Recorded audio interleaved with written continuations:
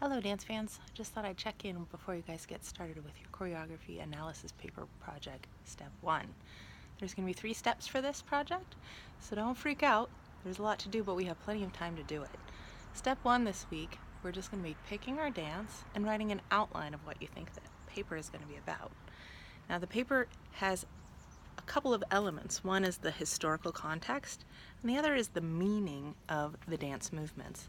So if you're not sure if you're picking a piece that's going to really help you write this easily, you might want to try turning off the sound so that you're not listening to the lyrics or the song that the piece has been choreographed to. You want to make sure that what you're really writing about are the actual movements, which we'll talk more about in a bit.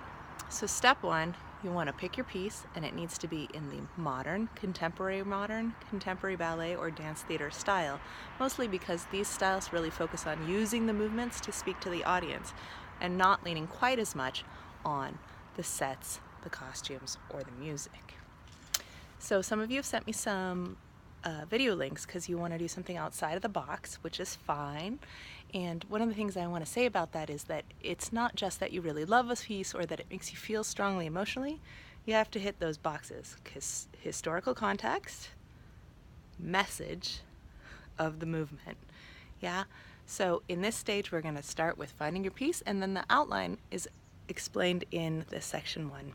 So that outline is going to cover what the context is, what you think the movement message is, and then how you bring that together in your thesis is with the idea of the thesis formula. So the thesis formula means context plus movement equals message. So for example, you might say the context of Martha Graham's lamentation was the Great Depression and the poverty and suffering that happened. And then the movements that you see in that piece are the way that she contracts her body and holds her hand up to her face, and that she just throws herself down in sorrow. So her movements are expressing that sorrow. And that's the message, is that the depression was causing lots of sorrow, and Martha Graham was expressing the sorrow of the people through her solo lamentation. So that's the general gist for this step. One thing to be careful about is that as you turn in your outline, remember that it needs to be just an outline. It's not a rough draft. You have to turn it in by Wednesday, and then 2 of your friends will review you and vice versa. And you'll see there's a rubric, so you can click, ooh, we got the message, ooh, we got the context, all of that good stuff. And then also leave them a personal note. And please remember that this is really designed to be helpful in the long run for your paper, which is worth a lot, and that the points that are awarded while you're grading your friend are not worth a lot.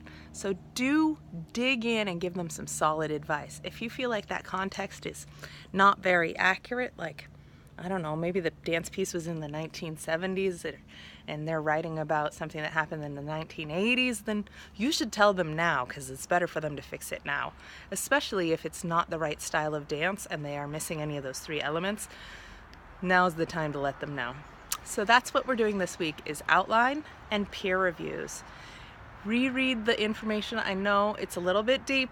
It's a lot for one page, so if it's not clear, read it a second time. Send me an email. I'm here to help you.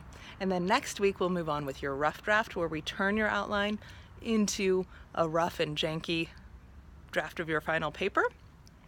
And the big thing there is that we'll be working on describing the physical movements. That's next week in step 2. Next week, step 2, we describe the physical movements of the dance. So we'll be supporting the movement part, and that'll really fill out the body of your paper, which is about just describing the movements and what you interpret them to mean, just like you would interpret a poem.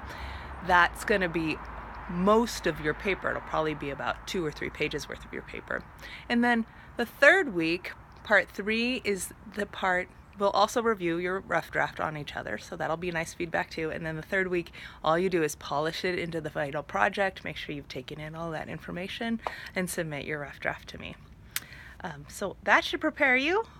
There's lots of info. Let me know if you need more help. But there's plenty of time. Just make sure this week and next week that you're turning things in on Wednesday, because your peers need time to review you by the end of the week Sunday, so that you can get that feedback and integrate it in. One last note is that I will be reviewing your outlines and that takes me usually a little bit longer than to the end of the week, but I do not review your rough draft because that process is really to help you guys, and then I'm going to be reading all 600 plus pages of your final drafts the week afterwards. So this week in your outline, I will give you feedback as well as your peers. Next week for your rough draft, you'll just receive feedback from your peers. And then final draft, of course, I'll give you more feedback again. All right, good luck everyone with your choreography analysis project. You got it!